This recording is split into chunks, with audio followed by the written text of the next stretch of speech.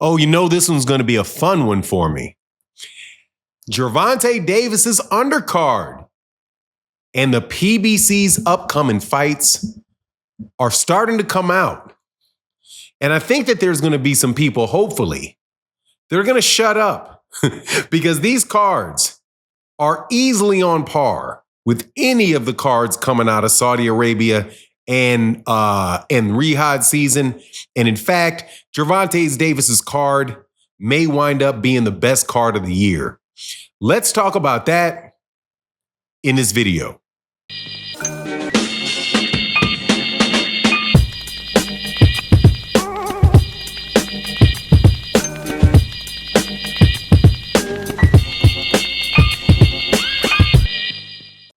All right, welcome back to the channel. It's your boy Fanon, and in this video, we're going to have some fights on December 14th, and it looks like we're going to have some good ones, real good ones, along with the main event that will have Gervonta Davis and Lamont Roach in there.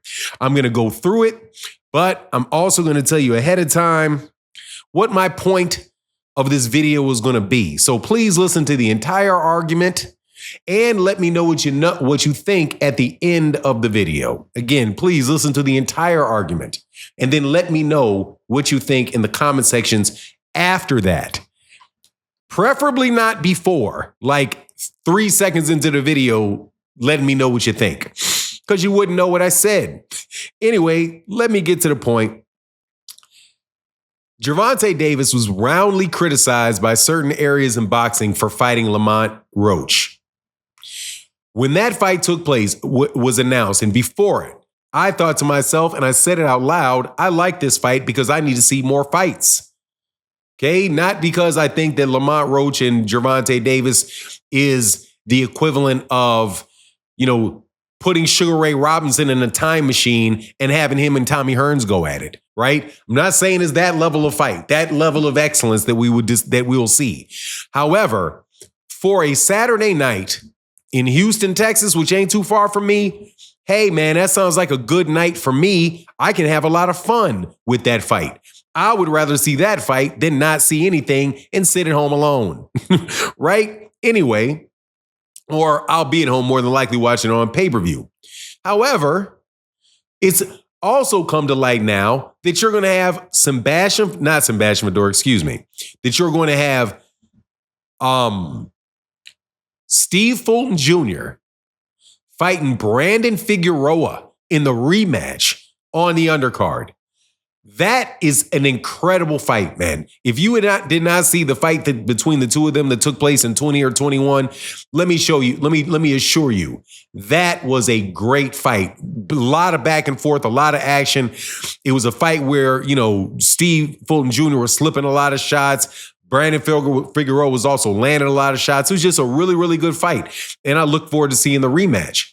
And then you have also Jamal Charlo, the former WBA 160-pound champion, said he's going to be on that undercard in Houston on December 14th. Now, the importance of that is that Jamal Charlo is from Houston. That's where he trains. They're out of Houston. So you know full well that Houston is going to be there for Jamal Charlo and Gervonta Davis on a card I think it's at the Toyota Center in Houston. Man, that's going to be off the hook, man. Absolutely off the hook. Shoot, the fight event was really good there. When I went there to go see Jamal Charlo fight Brandon Adams. I think that was the last time I was in that arena. So yeah, man, it's really good. However, my point is that these cards, now that you have 3 top fighters on that card, you have, or actually 4, because you have Jamal, you have Gervonta, and you've got the matchup with Brandon Figueroa and Steve Fulton Jr. That is a good card, and that is on par with what they're doing in rehad season. It really is. It's not, and I'm not saying it's on par like the quality of the cards are the exact same. Honestly, man, some of the PBC ones have been better, but they're still following the same model. And actually, it's a model that was set up by the PBC and later it was kind of adopted by and in a viewpoint that was adopted by the rehad season. PBC started doing these cards where they had all of their, the 3 or 4 fights leading up with named fighters from their stable. Where a couple years ago, a fight like Brandon Figueroa and Steve Fulton Jr. probably would have headlined its own card on a regular Showtime telecast. But seeing as now that they're stacking these things, man, that's a great card. And if you guys are saying that you really like the rehad cards where you see Anthony Joshua at the top fighting Ngannou, which is not a real fight. Then you have Deontay Wilder down the line fighting somebody like Joseph Parker. I can't remember who of the other people that were in those particular fights on that card, but pretty much it's like one big name guy that is fighting somebody else, but you'll have 3 or 4 big name guys on the card. So you see their name, see their name, but each of the fights, you're not always looking at their opponent saying, yeah, I really want to see that fight. So that's kind of the same thing with this card. You want to see Gervonta Davis. Some people are like, yeah, I want to see Gervonta. Who's he fighting? Well, we'll go see him fight this guy, Lamont Roach, because, Lamont Roach is on his way up. That's a reasonable thing. And then, who is Jermall fighting? Oh, Jermall is fighting. Some people are saying it's Demetrius Andrade. Demetrius Andrade, if it's Demetrius Andrade, that's a big fight. And a fight that people have been looking for a long time. And hey, man, I'm glad that they're making it. It's a real all-around very, very good card. And I think people should start giving people credit for this. We were arguing about whether or not this Gervonta Davis should fight at all, right? And this is the conclusion of my argument. Remember the other day when everybody was talking about or so many people were talking about they didn't want to see Gervonta Davis fight at all? I would rather see him not fight anybody than fight Lamont Roach. Again, please excuse me for twisting up Lamont Peterson and Lamont Roach. They're both named Lamont. They're both 135, 30, 40 pounders from DC. But anyway, Lamont, they may say, because, I don't know who Lamont Roach is. But they want to see Gervonta. And Gervonta, especially when they get to see those other fights too, that makes the whole evening of boxing good. So let me ask you guys again, would you rather have Gervonta Davis not fight Lamont Roach? And if he doesn't fight Lamont Roach, none of those other fights on the card are going to attract people because they don't have the big name at the top. This way, you actually get to see 3 or 4 fights that you really like on the way to seeing Gervonta Davis as a coup de grace.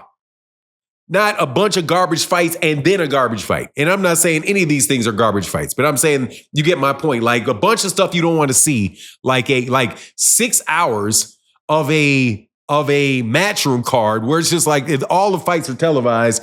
Man, when is the fight card starting? If it starts at 10 o'clock in the morning or 11 o'clock in the morning Central Standard Time in the United States, I'm not going to watch that card till like 2 p.m. in the afternoon Central Standard Time because none of the fights are going to be worth anything.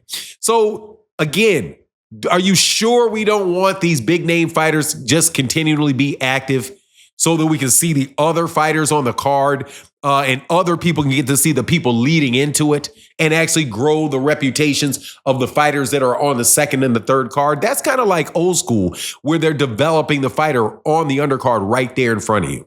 But anyway, that's my take on the matter. I'm excited about December.